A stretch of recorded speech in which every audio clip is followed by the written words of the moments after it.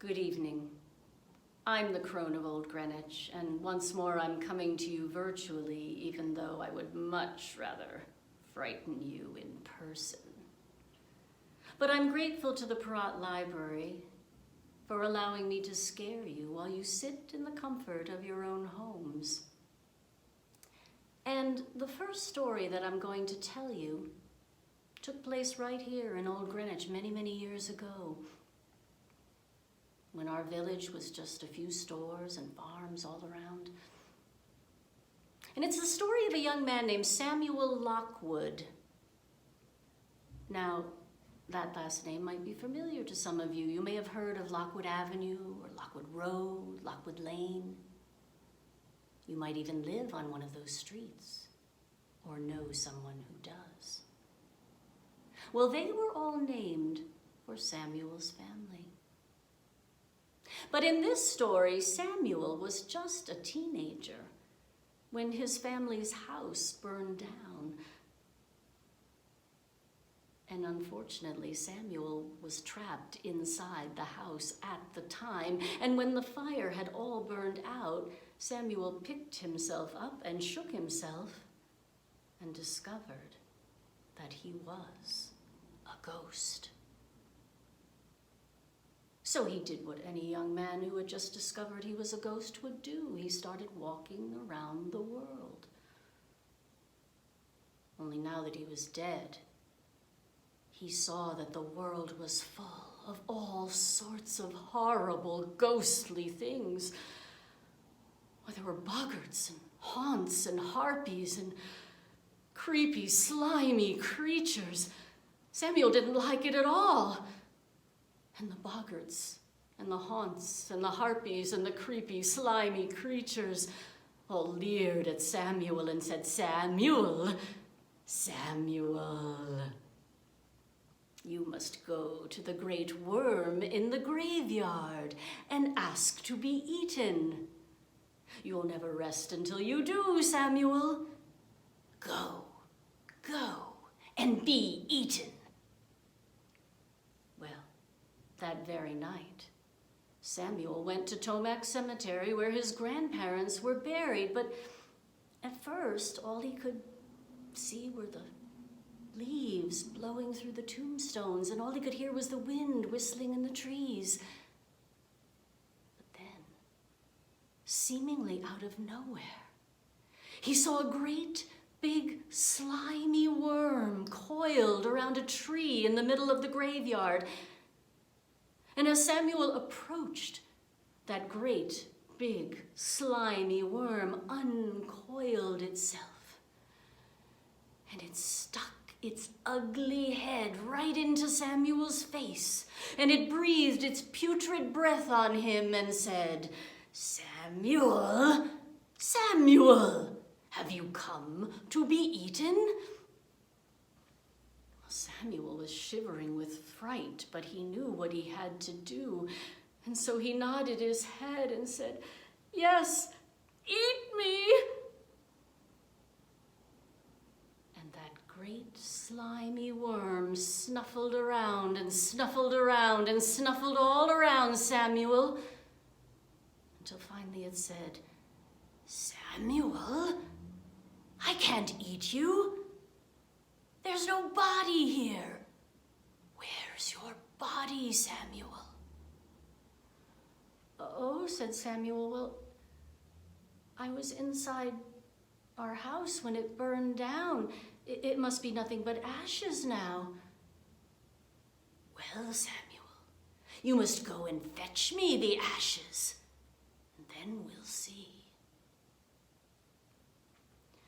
So Samuel went back to where his house had burned down, and he gathered up all the ashes that he could find, and he brought them back to the cemetery, and he put them on the ground right before that great worm. And shivering with fright, he said, "Now eat me." And that great worm stuck out its ugly head, and it snuffled around and turned those ashes over.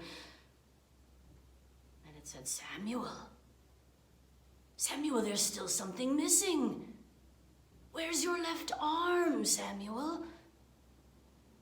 Oh, that, said Samuel. Well, when I was 10, I was holding a plank of wood for my father to saw, and he sawed off my arm by accident. Well, I can't eat you without the arm, Samuel. Go, fetch me that arm. Well, Samuel remembered that they had buried the arm in a box in the backyard. So he went back to the place where his house had burned down, and he started digging all around the backyard until finally he found the box, and he opened it, and there were the bones of his arm with some rotting flesh hanging off. And so he brought the box with the arm inside back to the graveyard, and he placed it on the ground right next to the ashes.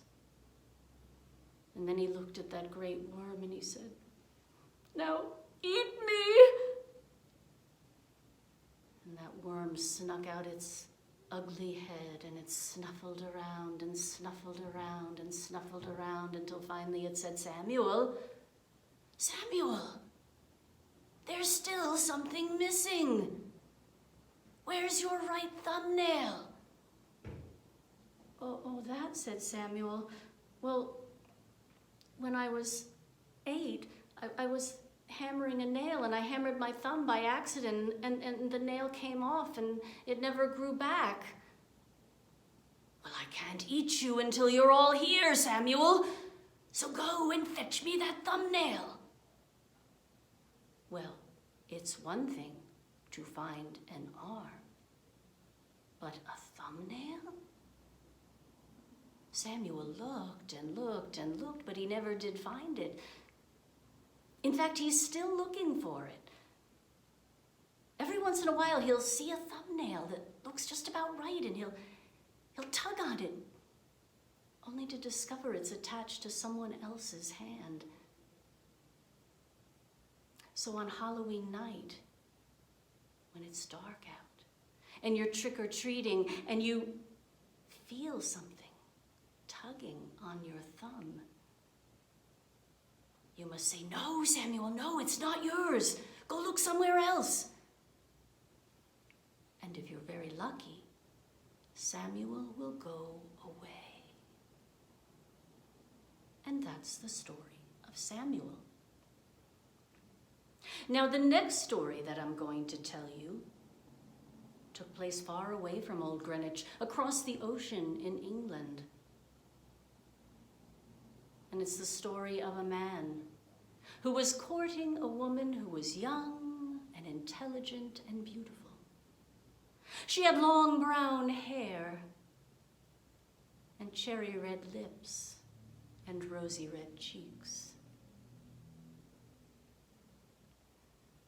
But the most unusual thing about her was that her right arm was made of solid gold.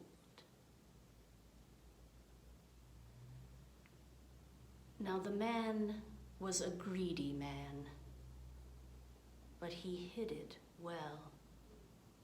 And he was also very charming, and at last the young woman agreed to marry him. And on their wedding day, that man thought he was the most fortunate man in the world. But even though he wished his friends and neighbors to think otherwise, he valued his wife's golden arm more than her brains or her beauty. Well, they lived together rather happily for a few years, but then after 5 years of marriage, the young woman became ill and died. And at her funeral, the man put on his saddest face and his blackest mourning clothes. And when they buried her coffin in the graveyard, he cried what seemed to be real tears of grief. But that night, in the middle of the night, he got out of bed, went downstairs to the kitchen, took the great carving knife out of the drawer, went outside to the shed, and got the shovel. And then he took the shovel and the knife to the graveyard. With the shovel, he dug up his wife's coffin. He opened the lid, and with the knife, he cut off that golden arm. And then he took the arm home, upstairs to his bedroom, and he put it under the pillow for safekeeping. Well, the next night, the man had just put his head down on the pillow, checking first to make sure that the arm was still underneath, when he heard footsteps coming up the stairs. And he heard the door to his bedroom open. And he saw the ghost of his wife, his dead wife, gliding across the room until it stood at the foot of the bed and looked at him reproachfully. The man was frightened, but he didn't want the ghost to know it. So he tried to make some conversation, and he said, "My dear, what has happened to your long brown hair? All withered and wasted away. My dear, what has happened to your rosy red cheeks? All withered and wasted away. My dear, what has happened to your cherry red lips? All withered and wasted away.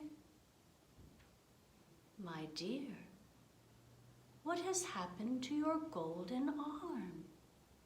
You have it!" Well, 2 days later, a neighbor woman happened to be walking by the house, and she thought that she would just check in on the grieving widower. When she went inside the house, she didn't hear anything, so she went upstairs to the bedroom. The door was open. The room was a shambles, and the man lying on the bed was obviously dead. By the look of terror that was frozen on his face, it seemed certain that he had died of fright. And the pillow that his head was resting on was torn to shreds. But there was no sign of the golden arm. There was an old woman, all skin and bones. Ooh, she lived down by an old graveyard. Ooh, one night she decided to take a walk. Ooh, she walked down to the old graveyard. Ooh, she saw the bones a-lying around. Ooh, and so she decided to sweep them up. Ooh, she went to her closet to get a broom. Ooh, she opened the door and boom! Now the last story I'm going to tell you also took place in Old Greenwich. This one about 20 years ago. And it's the story of a man named John who was very ordinary. And his wife, Mary, she was also very ordinary. And they had 2 children, Janie and Jack, who were very ordinary too. They were really just an ordinary family. The only thing about them that wasn't ordinary was that they lived behind a graveyard. Now, in this case, it was the graveyard that is right next to the First Congregational Church, right there on Sound Beach Avenue across from Binney Park.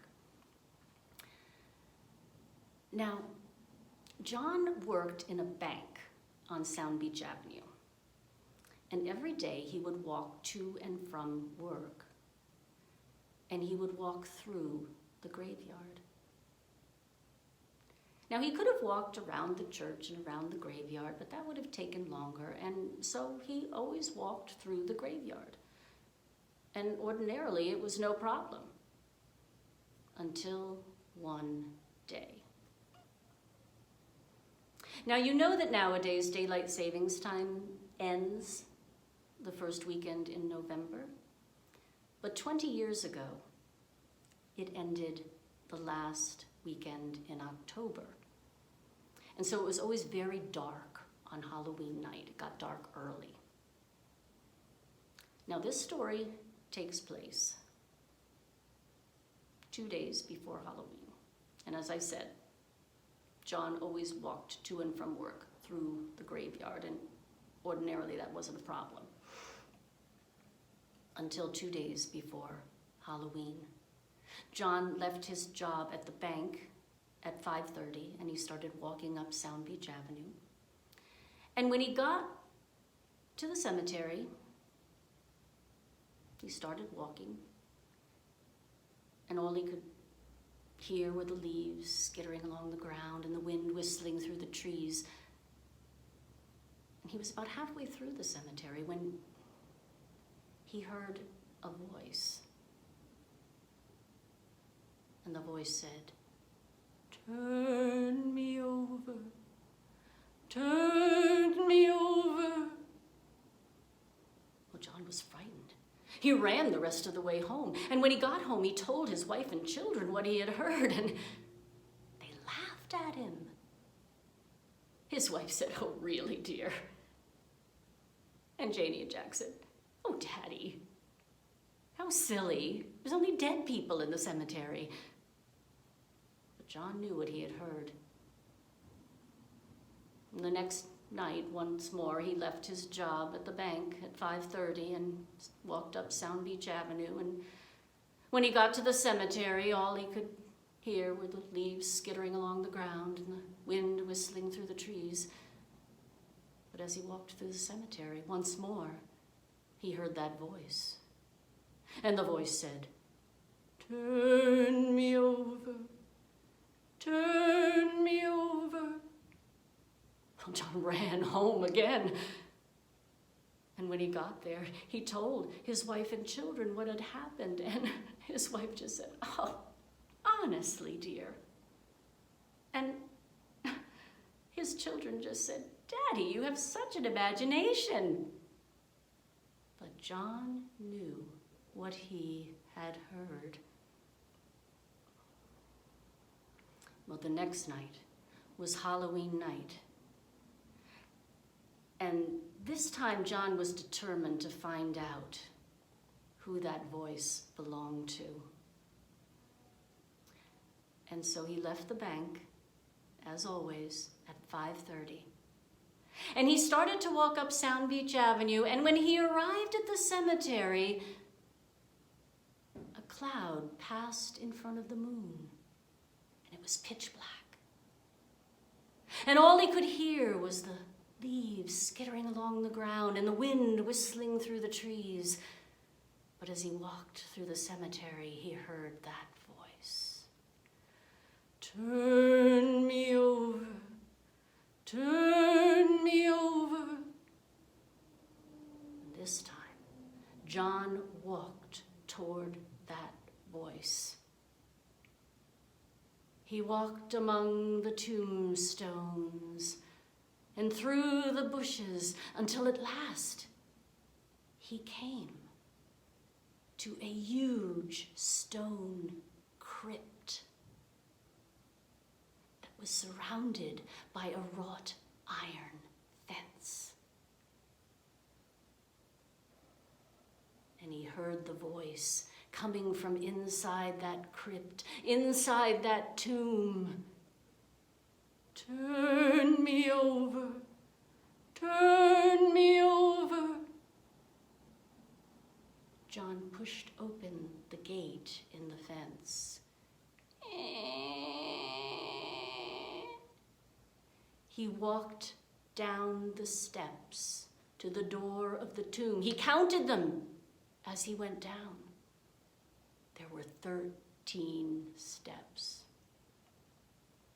And when he got to the bottom, there was a wooden door. And from behind the door, he could hear the voice. Turn me over, turn me over. John put his hand on the doorknob, turned it, and pushed the door open.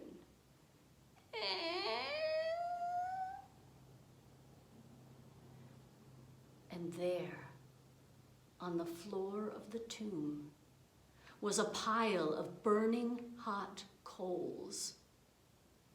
And on top of the coals was a metal grate. And on the metal grate, there was a hamburger done on one side. And on the floor of the tomb, right next to the coals, was a spatula. So John picked up the spatula and turned the hamburger over. And the hamburger said, "Thank you." And thank you for joining me tonight. I hope that I've given you some nightmares. Happy Halloween. Bye.